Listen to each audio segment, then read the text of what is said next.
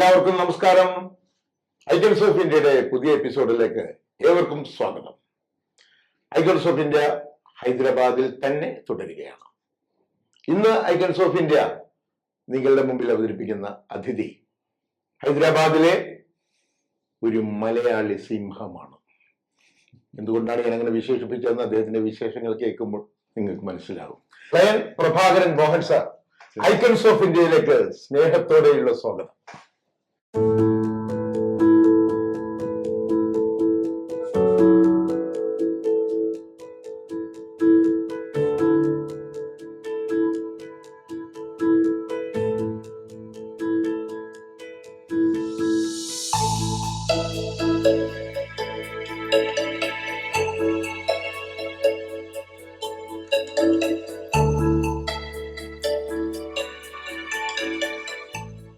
അപ്പോൾ icons of ഇന്ത്യയിലെ ഇന്നത്തെ അതിഥിയാണ് സാർ. സാറിന്റെ വിശേഷങ്ങളാണ് ഇന്ന് ഞങ്ങളുടെ പ്രേക്ഷകർ കാത്തിരിക്കുന്നത്. ഓക്കെ, നമുക്ക് ഇവിടുന്ന് തന്നെ തുടങ്ങാം അല്ലേ? മെട്രോണിക് എഞ്ചിനീയേഴ്സ് പ്രൈവറ്റ് ലിമിറ്റഡ്, അതെ, അതാണ് സാർ ഇപ്പൊ നടത്തിക്കൊണ്ടുപോകുന്ന സ്ഥാപനം. അതെ അതെ. ഓക്കെ, അതിൽ നിന്ന് തന്നെയാണോ? ഏകദേശം 32 വർഷം മുമ്പ്, അതായത് 92-ല് ഞാൻ സ്റ്റാർട്ട് ചെയ്തതാണ് ഇത്. 1992-ല് സ്റ്റാർട്ട് ചെയ്തു. ഇപ്പൊ 32ാമത്തെ വർഷമാണ് ഇത്. 32 വർഷമായി. അതെങ്ങനെ സ്റ്റാർട്ട് ചെയ്തു എന്ന് പറഞ്ഞു കഴിഞ്ഞാല്, ഞാൻ ആക്ച്വലി എനിക്ക് പിന്നെ എന്റെ ആദ്യത്തെ ഞാൻ വർക്ക് ചെയ്തിരുന്നത് ചെന്നൈയിലായിരുന്നു. അപ്പൊ ഞാൻ ചെന്നൈയിൽ എനിക്കൊരു ജോലി കിട്ടിയ as a sales engineer for Madras metallurgical service എന്ന് പറഞ്ഞാൽ, അത് മെറ്റലർജി ലൈനും അങ്ങനെ ക്വാളിറ്റി ടെസ്റ്റിംഗ് എക്യുപ്മെന്റ് ലൈനായിരുന്നു. പിന്നെ അവിടെ നിന്ന് ഞാൻ സെയിൽസ് മാനേജറായി. അങ്ങനെ ഇരിക്കുമ്പോഴാണ് എനിക്ക് ഹൈദരാബാദിൽ ഒരു റീജിയണൽ മാനേജറായിട്ട്, ഒരു മൾട്ടിനാഷണൽ കമ്പനിയുടെ റീജിയണൽ മാനേജറായിട്ട് ഹൈദരാബാദിൽ വരെ ഒരു ഓപ്പർച്യൂണിറ്റി കിട്ടിയത്. അപ്പൊ അങ്ങനെ വന്ന് അത് കൂടുതലും ഈ അൾട്രാസോണിക്, ഇൻഡസ്ട്രിയൽ അൾട്രാസോണിക് മെഷീൻസും അതൊക്കെയായിരുന്നു. അപ്പൊ അതിൽ ഞാൻ വർക്ക് ചെയ്യുമ്പോൾ ഞാൻ ടോട്ടൽ സൗത്ത് ഇന്ത്യയുടെ ഹെഡായിരുന്നു.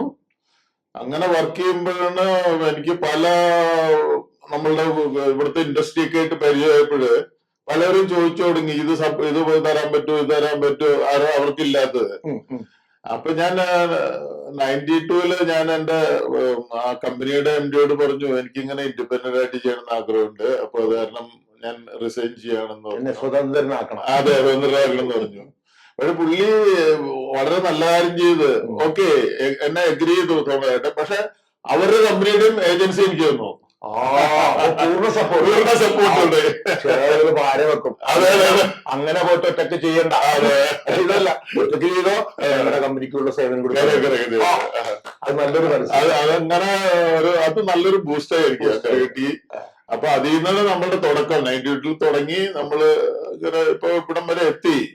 അപ്പൊ പല പല പ്രൊഡക്ട്സിന്റെ ഞങ്ങളുടെ main material testing equipments supply ആണ്. Supply and service. അതിപ്പോ ഒരുപാട് മെയിൻലി ഞങ്ങൾ സപ്ലൈ ചെയ്യുന്നത് ഇവിടെ ഒരുപാട് ഡിഫൻസ് ലാബറട്ടറീസ് ഉണ്ട്.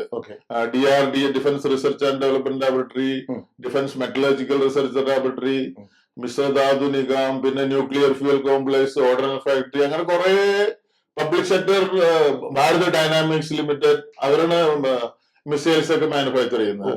അതില് പക്ഷെ ഞങ്ങള് മാനുഫാക്ചറിങ്ങിനുള്ള പ്ലാൻ ഉണ്ടായിരുന്നില്ല. പിന്നെ കുറേശ്ശെ നമ്മൾ ഒരു ഫാബ്രിക്കേഷൻ ചില ഐറ്റംസ് ഒക്കെ അത്ര, എന്നാലും നമ്മൾ MSME ആണ്. Okay, industry medium and small ഇൻഡസ്ട്രിയാണ്. അപ്പൊ കുറച്ച് മാനുഫാക്ചറിങ് ഔട്ട്സൈഡ് ചെയ്യുന്നുണ്ട്. അപ്പൊ രണ്ടും കൂടി ഇങ്ങനെ സന്തോഷമായിട്ട് പോയിക്കൊണ്ടിരിക്കുന്നു. അപ്പൊ നമുക്ക് നമ്മള് എത്ര സ്റ്റാഫുകളുണ്ട് ഇവിടെ? നമുക്കിപ്പോ 12 സ്റ്റാഫ് ഉണ്ട്. ഫീൽഡിലും എല്ലാത്തിലും കൂടി 12 സ്റ്റാഫ് ഉണ്ട്. അപ്പൊ എല്ലാ ഏരിയയിലും, അതായത് നമ്മുടെ ഓഫീസ് മാനേജ്മെന്റ്, അക്കൗണ്ട്സ്, ഫൈനാൻസ്, പിന്നെ മാർക്കറ്റിംഗ്, സെയിൽസ്, സർവീസ്. നമ്മളിപ്പോ ഒരുപാട് സർവീസ് ഉണ്ട്. കാരണം നമ്മൾ ഒരുപാട് റെയിൽവേസിന് ഇപ്പൊ ഈ അൾട്രാസോണിക് മെഷീൻസ് ഒക്കെ ഇപ്പൊ ഭയങ്കര കമ്പൽസറി അവർക്ക് ടെസ്റ്റിങ്. അപ്പൊ അതിന്റെ നമ്മള് ജനറൽ പറഞ്ഞെടുത്ത് സൗത്ത് സെൻട്രൽ റെയിൽവേ, ടോട്ടലി ഈ സൗത്ത് സെൻട്രൽ റെയിൽവേയുടെ ഞാനാണ് കാറ്റർ ചെയ്യുന്നത്. അവർക്ക് equipment supply, service, space supply. അപ്പൊ അതിനൊക്കെ ആനുവൽ മെയിൻ്റനൻസ് കോൺട്രാക്ട് കൊടുക്കും. അപ്പൊ സർവീസ് സെറ്റപ്പ് നമുക്ക് നന്നായിട്ട് വേണം. അപ്പൊ അതിനു വേണ്ടിയിട്ട് നമ്മൾ സ്റ്റാർട്ട് ചെയ്തപ്പോ അതിനുള്ള എംപ്ലോയീസും ഒക്കെ ഉണ്ട്. അപ്പൊ അങ്ങനെ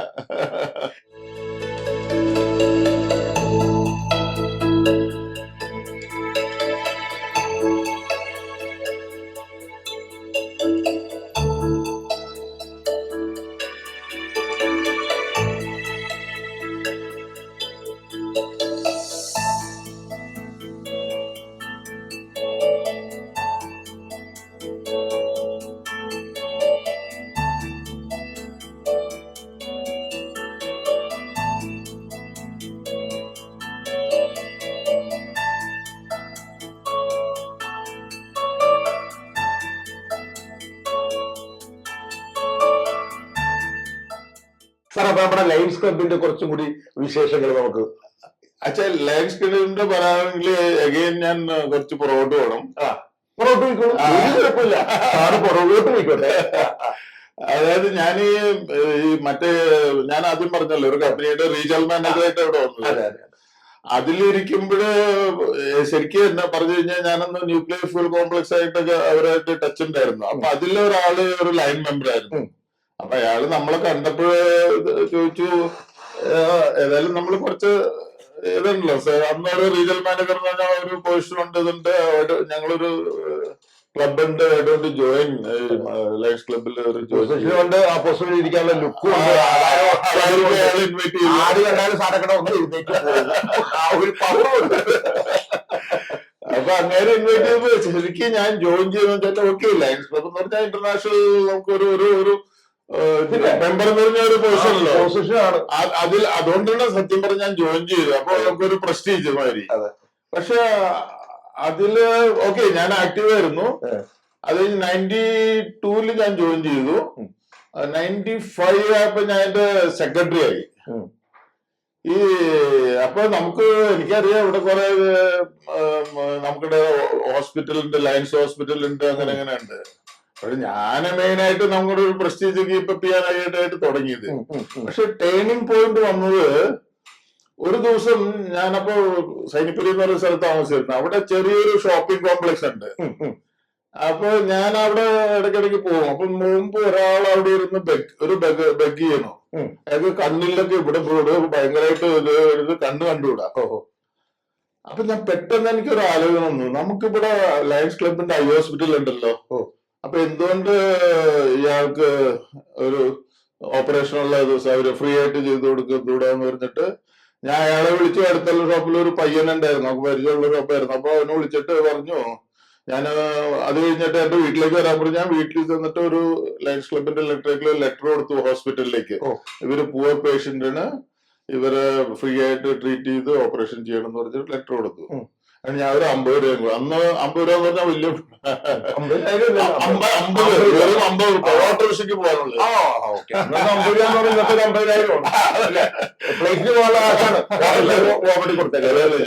ഓട്ടോറിക്ഷയ്ക്കത്തേക്കുള്ളൂ. അപ്പൊ അതും കൊടുത്ത് പറഞ്ഞയച്ചു. പിന്നെ പോയി ഞാൻ മറന്നുപോയി.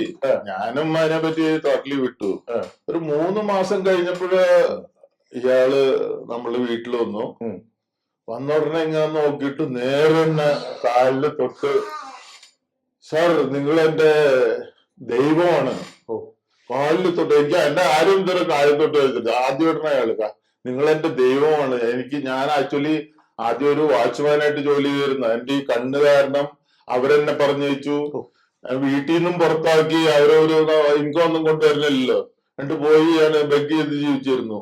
ഇപ്പൊ എന്റെ കണ്ണ് ശരിയായി, വീട്ടില് എനിക്കിപ്പോ കയറി താമസിക്കാറായി, ആൻഡ് ഈ വാച്ച്മാൻ ജോലിയും തിരിച്ചു കിട്ടി.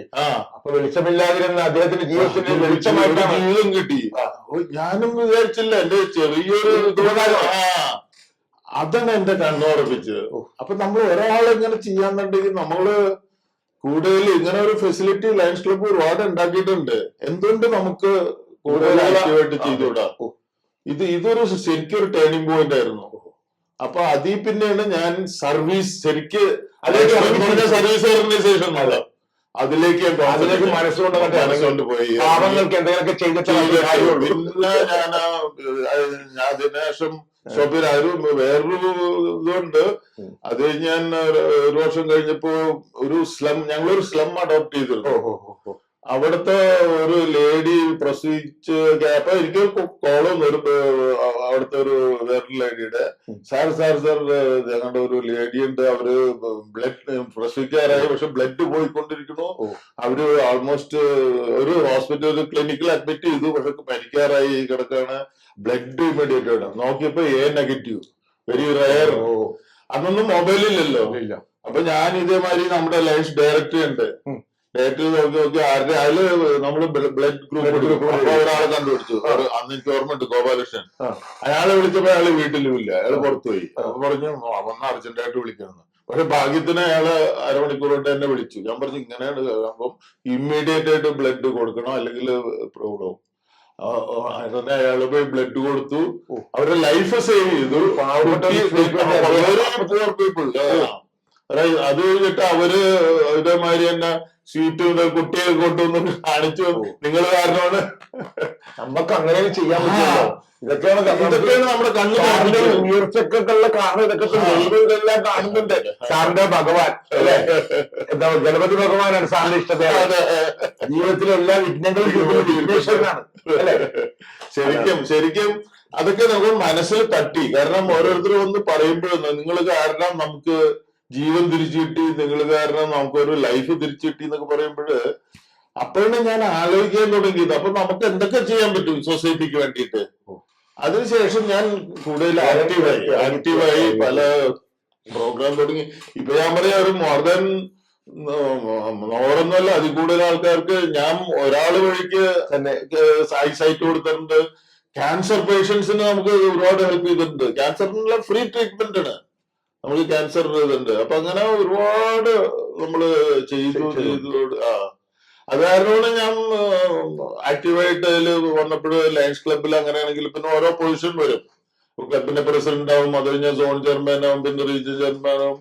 പിന്നെ ഉള്ളത് നമ്മള് കോൺടെസ്റ്റ് ചെയ്യണം. ഇപ്പൊ സാറ് തെലങ്കാനയിലെ പോസ്റ്റ് എന്താണ്? തെലങ്കാനയുടെ ഞാൻ ലാസ്റ്റ് പോസ്റ്റ് അതായത് ഞാൻ ഗവർണറായിട്ട് ഇലക്ഷന് ജയിച്ചു. നമ്മൾ ഇത്രയും സർവീസ് ചെയ്ത് ഇത്രയും പേരുണ്ടാക്കി പിന്നെ അതൊക്കെ ആയപ്പോഴ് അതുകൊണ്ട് എതിരാളികളെ കടത്തിവിട്ടി നമ്മൾ ജയിച്ചു. എതിരാളികൾ നമ്മൾ ചെയ്തില്ല. അതാണ് ഏറ്റവും വലുത്. അത് കഴിഞ്ഞിട്ട് ഈ തെലങ്കാനയില് അതേമാതിരി എന്റെ മാതിരി 7 ഗവർണർ, ഞാൻ സിറ്റി ബേസ്ഡ്, അങ്ങനെ പല ഡിസ്ട്രിക്റ്റിലായിട്ട് 7 ഗവർണേഴ്സ് ഉണ്ട്. അപ്പൊ നെക്സ്റ്റ് പൊസിഷൻ എന്ന് പറഞ്ഞാൽ ഈ തെലങ്കാനയുടെ ഹെഡായിട്ട്, അതായത് കൗൺസിൽ ഓഫ് ഗവർണേഴ്സിന്റെ ഹെഡ്, കൗൺസിൽ ചെയർമാൻ എന്ന് പറയും. അപ്പൊ അതിന് കോൺടെസ്റ്റ് ചെയ്തു. വേറൊരു കാര്യം കൂടി ഞാൻ ചെയ്തു. ഈ കൊറോണ സമയത്ത് ഞാൻ കൗൺസിൽ ചെയർമാൻ ആയിരുന്നു. ഈ കൊറോണ എന്ന് പറഞ്ഞു കഴിഞ്ഞാൽ അന്ന് ഭയങ്കര പ്രോബ്ലം ആയിരുന്നു. എസ്പെഷ്യലി ആൾക്കാർക്ക് ഓക്സിജൻ കിട്ടാണ്ട്. ഏറ്റവും വലിയ ബുദ്ധിമുട്ട്. ഒരുപാട് പേര് മരിച്ചുകൊണ്ടിരിക്കുകയാണ് ഓക്സിജൻ കിട്ടാണ്ട്. അപ്പൊ ഞാൻ ഈ ടോട്ടൽ തെലങ്കാനയിൽ ഒരു പ്രൊജക്ട് ഇട്ടു. അതായത് ഞങ്ങൾക്കൊരു ഫൗണ്ടേഷൻ ഉണ്ട്, ലയൺസ് ക്ലബ് ഇന്റർനാഷണൽ ഫൗണ്ടേഷൻ. അപ്പൊ അതില് നമ്മൾക്ക് ഡൊണേറ്റ് ചെയ്യാം. ഡൊണേറ്റ് ചെയ്ത് കഴിഞ്ഞാല് ഇപ്പൊ $1000 ഡൊണേറ്റ് ചെയ്താൽ നമുക്കൊരു ഫെലോഷിപ്പ് കിട്ടും. മെൽവിൻ ജോൺ ഫെല്ലോ, നമ്മുടെ ഫൗണ്ടറിന് മെൽവിൻ ജോൺ ഫെലോഷിപ്പ് കിട്ടും. അപ്പൊ ഞാൻ എന്ത് ചെയ്തു, ഒരു ഐഡിയ എടുത്തിട്ട് കൂടുതൽ മൊബിലൈസ് ചെയ്തു. എല്ലാവരുടെയും നിന്നും മാക്സിമം ഈ ഇതിനു വേണ്ടി ഡൊണേറ്റ് ചെയ്ത് ഞാൻ പിന്നെ ഇന്റർനാഷണലിലെ കോൺടാക്ട് ചെയ്തിട്ട് ഞാൻ പറഞ്ഞു, ഇത്ര ഞങ്ങൾ ഡൊണേറ്റ് ചെയ്യാം, മിനിമം 1 crore ഡൊണേറ്റ് ചെയ്യാം. പക്ഷെ ആ 1 crore നമുക്ക് ഈ ഓക്സിജൻ കോൺസെൻട്രേറ്റർ വാങ്ങിക്കാനായിട്ട് തിരിച്ചു തരണം. അപ്പൊ അത് ഇതുവരെ കൊടുത്തിട്ടുണ്ടായിരുന്നില്ല. അതിന് ഡെസിഗ്നേറ്റഡ് ഗ്രാന്റ് എന്ന് പറയും. അപ്പൊ അത് കഴിഞ്ഞാൽ അവർ ഇതിപ്പോ ഇതിന്റെ അത്യാവശ്യമാണല്ലോ, അപ്പൊ നമ്മൾ കളക്ട് ചെയ്ത് കൊടുക്കുകയും ചെയ്യും, ആ പൈസ ഗ്രാൻഡ് ആയിട്ട് തരുകയും ചെയ്യും. അങ്ങനെ ഒരു ഐഡിയയില് ഫസ്റ്റ് ടൈം ഇൻ ഇന്ത്യ എന്ന് പറയാൻ ഞാനാണ് സ്റ്റാർട്ട് ചെയ്തത്. അത് ഞാൻ കളക്റ്റീവായിട്ട് 1.6 crores കളക്ട് ചെയ്തു ടോട്ടൽ തെലങ്കാനന്ന്.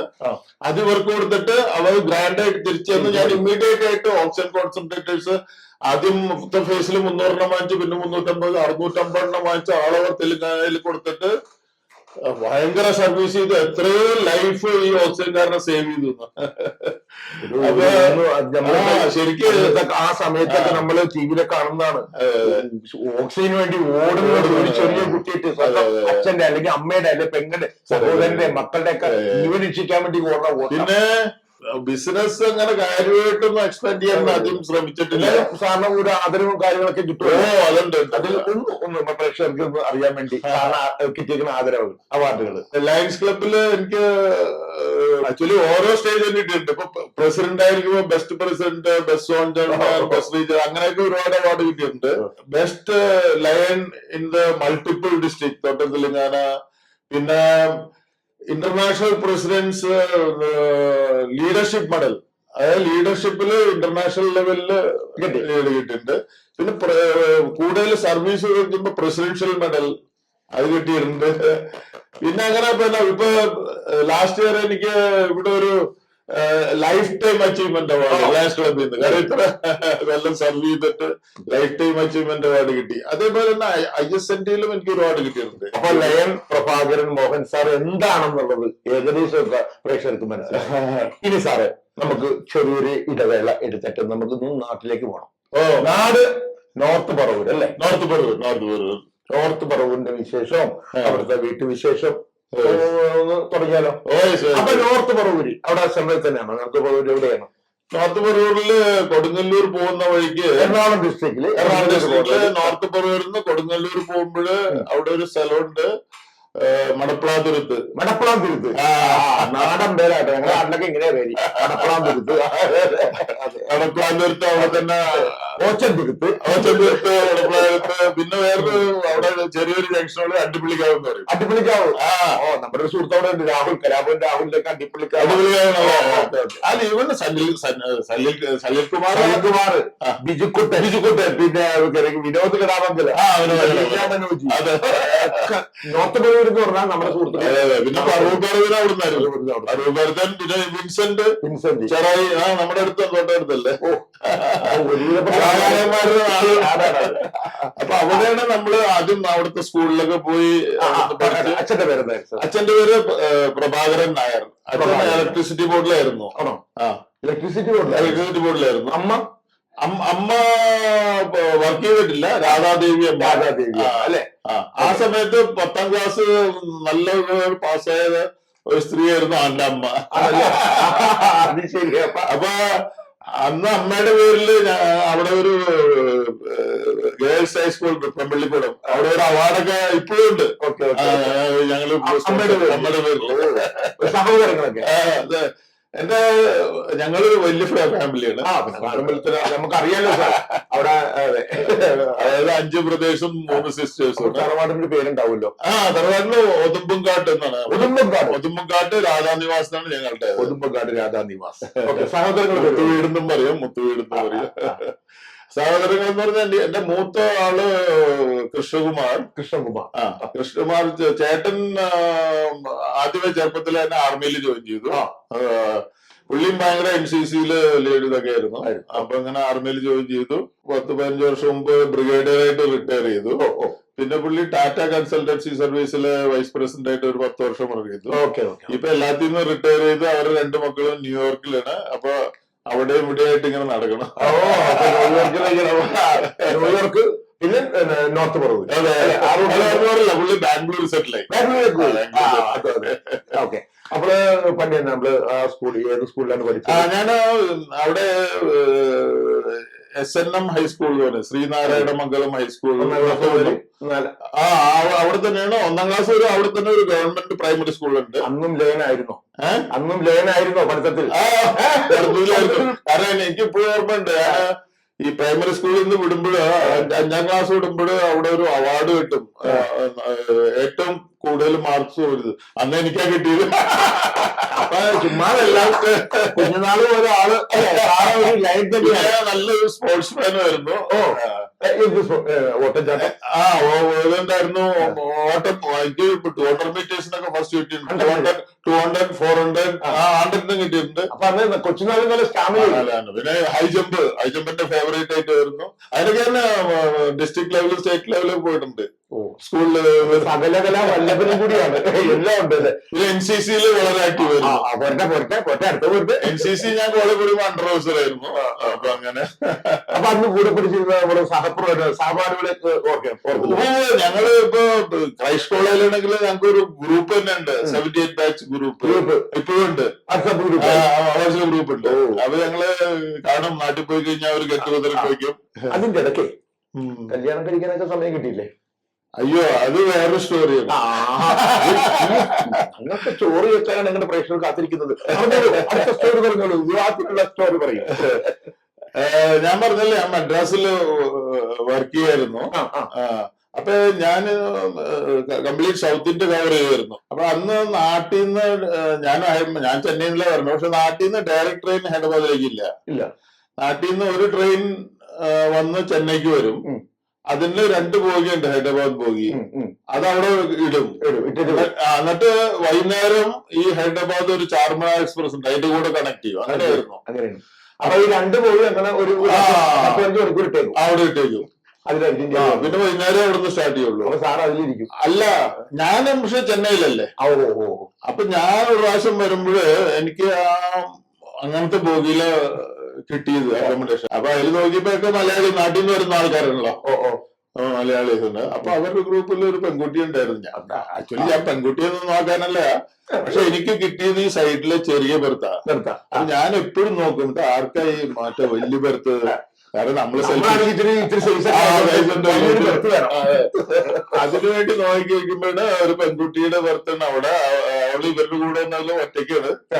അപ്പൊ ഞാൻ ചോദിച്ചു ആ കുട്ടിയോട്, മോളിലല്ലേ ബർത്ത്, നിങ്ങൾ വേണമെങ്കിൽ താഴെ കിടന്നു, ഞാൻ മുകളിൽ കിടന്നോളാം. അപ്പൊ അവർക്കൊരു സഹായമായി നമുക്ക് നീന്തി അവർക്ക് താഴെയുള്ള സൗകര്യം. അപ്പൊ അങ്ങനെ ഞങ്ങള് ബർത്ത് എക്സ്ചേഞ്ച് ചെയ്തു. അപ്പൊ ആ കുട്ടി ഇവിടെ വന്നിരുന്ന് രാത്രി കുറച്ച് സംസാരിച്ചു, പരിചയപ്പെട്ടു. അങ്ങനെ ബർത്ത് മാറ്റത്തിലൂടെ മനസ്സ് മാറി. ഓരോ ആളുകളുടെ ഗ്രൂപ്പ് മാറുന്നത് അല്ലേ. 3 വർഷം പോയി. പിന്നെയാണ് ഞാൻ വീട്ടിലെ അച്ഛനോട് അവര് വേറൊരു എണ്ണം നോക്കി വെച്ചിരുന്നു. അയ്യോ, അതുകൊണ്ട് ഒരു ഗൾഫ് പാർട്ടിയുടെ മോളാണ് അത്. നല്ല ഞാൻ പറഞ്ഞ എനിക്ക് ഇതുവരെ ഇവര് പാലക്കാട് നല്ല തറവാട്ടുകാരാണ്. പിന്നെ അങ്ങനെയൊക്കെ പിന്നെ പോയി കണ്ടു, കാര്യം പറഞ്ഞു. പിന്നെ ഞങ്ങളെ തിരിക്കല്ലേ, അത്രയ്ക്ക് ഇഷ്ടപ്പെട്ടു. അത് സംഭവിച്ചു. അങ്ങനെ ശുഭമുഹൂർത്തത്തിൽ മിന്നു കിട്ടി. വൈഫിന്റെ പേരെന്താ? മൃദുല. മൃദുല മോഹൻ. മൃദുല മനസ്സാണ് അതാണ് പെട്ടെന്ന് ഇഷ്ടപ്പെടുത്തിയത്. ഓക്കെ, മക്കളെത്ര? അത് എനിക്ക് മൂത്തത് മോളാണ്, ഭാവന നായർ. അപ്പൊ അവള് പോസ്റ്റ് ഗ്രാജുവേഷൻ പഠിക്കാൻ വേണ്ടി സ്കോട്ട്ലൻഡിൽ പോയി. ആൻഡ് അവിടുന്ന് ഒരാളെ ഇഷ്ടപ്പെട്ട് കല്യാണം കഴിച്ചു. തീർച്ചയായിട്ടും നമ്മുടെ റൂട്ട് തന്നെയാണ്, ഇഷ്ടപ്പെടുന്ന കുട്ടി നമ്മള് കല്യാണം കഴിച്ചു കൊടുക്കും. ഞങ്ങളിപ്പോ പക്ഷെ എന്റെ സണ്ണിലെ സ്കോട്ടിഷാണ്. അതിനും തന്നെ നല്ല മനുഷ്യരായാൽ മതി. ഏത് രാജ്യക്കാരനാണെങ്കിലും നമ്മുടെ നല്ല മനസ്സിലാവും. നല്ലവരാ. ഞങ്ങൾക്ക് വളരെ സംതൃപ്തിയായി, വളരെ ഇഷ്ടമായി. അവരുടെ ഫാമിലിയും വളരെ നന്നായി. അവിടെ വിഘ്നേശ്വരൻ കാത്തു നല്ലൊരു ചെറുക്കനെ എന്റെ മോൾക്ക്. അവള് ഇവിടെ ഡെല്ലൈറ്റിൽ വർക്ക് ചെയ്തത്. ആദ്യം ഡെല്ലൈറ്റിലൂടെ ജോലി കിട്ടി. ഇവിടെ 10 വർഷം വർക്ക് ചെയ്തു. നല്ല ജോലിയൊക്കെ കിട്ടി. അത് കഴിഞ്ഞിട്ടാണ് പോസ്റ്റ് ഗ്രാജുവേഷന് പോയി അവിടെ പോയത്, സ്കോട്ട്ലൻഡില്. അപ്പൊ അത് ആ വർക്കിംഗ് എക്സ്പീരിയൻസ് ഇതൊക്കെ ആയിട്ട് മോൾക്ക് നല്ല ജോലി കിട്ടി. മോൻ ഇവിടെ ഉണ്ട്. മോൻ ആക്ച്വലി എന്റെ കൂടെ എടുക്കാനായിട്ട് വന്നു. അവിടെ മെറ്റലർജി ഒക്കെ പഠിച്ചു, പിന്നെ ഇതൊക്കെ വന്നു. പക്ഷെ അപ്പോഴേക്കും അവൻ കുറെ ഡിഫറെന്റ് ആപ്ലിക്കേഷൻ അൾട്രാസോണിക് വെച്ചിട്ട് കണ്ടുപിടിച്ചു. അപ്പോ അച്ഛന്റെ മോനല്ലേ, ചുമ്മാ കണ്ടുപിടുത്തങ്ങൾ. അപ്പൊ അവരൊരു സ്പെഷ്യാലിറ്റി ഇത്. കാരണം ഇപ്പോഴൊക്കെ നമ്മള് വാട്ടർ പ്യൂരിഫയർ എന്ന് പറഞ്ഞു കഴിഞ്ഞാല് ഈ RO വാട്ടറില് മോർ ദാൻ 50% വാട്ടർ വേസ്റ്റ് ആയി പോകും. അതിന്റെ കൂടെ മിനറൽസും എല്ലാം പോകും. അപ്പൊ ഇവൻ റിസർച്ച് ചെയ്ത് കണ്ടുപിടിച്ചു ഒരു വിത്ത് അൾട്രാസോണിക് ടോട്ടലി അത് പ്യൂരിഫൈ ചെയ്യാം. അൾട്രാസോണിക് വിത്ത് ഫിൽട്രേഷൻ പ്യൂരിഫൈ ചെയ്താൽ ഈവൻ ഒരു ഡ്രോപ്പ് വാട്ടർ ആവും വേസ്റ്റ് ആവില്ല. ആ മിനറൽസ് എല്ലാം റിട്ടേൺ ചെയ്യും. അപ്പൊ നല്ല ബെനിഫിറ്റ്.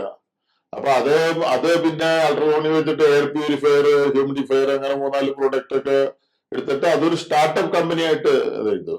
സാർ ഒത്തിരി വിശേഷങ്ങൾ നമ്മളായിട്ട് പങ്കുവച്ചു. ഇനി സാറിന്റെ ഒരു ഉത്തരവാദിത്വം ഞാൻ ഏൽപ്പിക്കുകയാണ്. അതായത് പുതുതായിട്ട് വരുന്ന ബിസിനസ്, നമ്മുടെ യുവതലമുറയിലെ ബിസിനസ്സുകാർക്ക് സാറിന്റെ ഇത്തരം എക്സ്പീരിയൻസ് വെച്ച് അവർക്ക് കൊടുക്കാനുള്ള ഉപദേശം?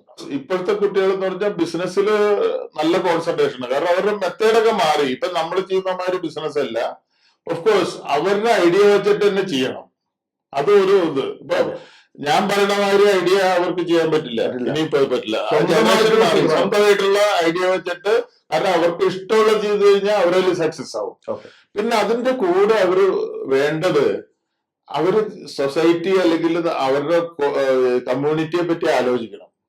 അവര് ബിസിനസ് ചെയ്ത് അല്ലെങ്കിൽ നല്ല ജോലി ചെയ്തിട്ട് IT-യിൽ ജോലി ചെയ്തിട്ട് അവർ നന്നാവും. പക്ഷെ അവരുടെ കൂടെ കുറെ പേരുണ്ടാവും, ഒന്നും ആവാണ്ട്, അവർക്കൊന്നും ഒരു ഓപ്പർച്യൂണിറ്റി കിട്ടാണ്ട്, പൈസ കിട്ടാണ്ട്, സഫർ ചെയ്യും, ട്രീറ്റ്മെന്റ് പൈസ ഇല്ല. അപ്പൊ അവരെ കൂടി ഒന്ന് ആലോചിക്കണം. അപ്പൊ അങ്ങനെയൊക്കെ ചെയ്തു കഴിഞ്ഞാല് അവരും നന്നാവും, ഈ റിസീവ് ചെയ്യുന്നവരും നന്നാവും, കൊടുക്കുന്നവരും നന്നാവും, ടോട്ടൽ അപ്പൊ വേൾഡും നന്നാവും. മനസ്സിലുള്ള സന്തോഷം പോലെ തന്നെ ദൈവം എല്ലാം കണ്ടു, അതെല്ലാം പ്രാവർത്തികമാകട്ടെ. എല്ലാവിധ ആശംസകളും ഐക്യൻസ് ഓഫ് ഇന്ത്യയുടെ നേരുകയാണ്. ഇത്രയും നേരം വളരെ രസകരമായി വളരെ സന്തോഷത്തോടെ ജീവിതത്തിന്റെ അനുഭവങ്ങളെല്ലാം പ്രേക്ഷകരോട് പങ്കുവച്ചതിന് ഒത്തിരി നന്ദി. രണ്ടുവരി സാറിന്റെ ഇഷ്ടദേവൻ ഗണപതി ഭഗവാനെ കുറിച്ച് 2 വരി പാടി നമുക്ക് നിർത്താം. Ganapati Morya Mangalamurti Morya. Thank you sir.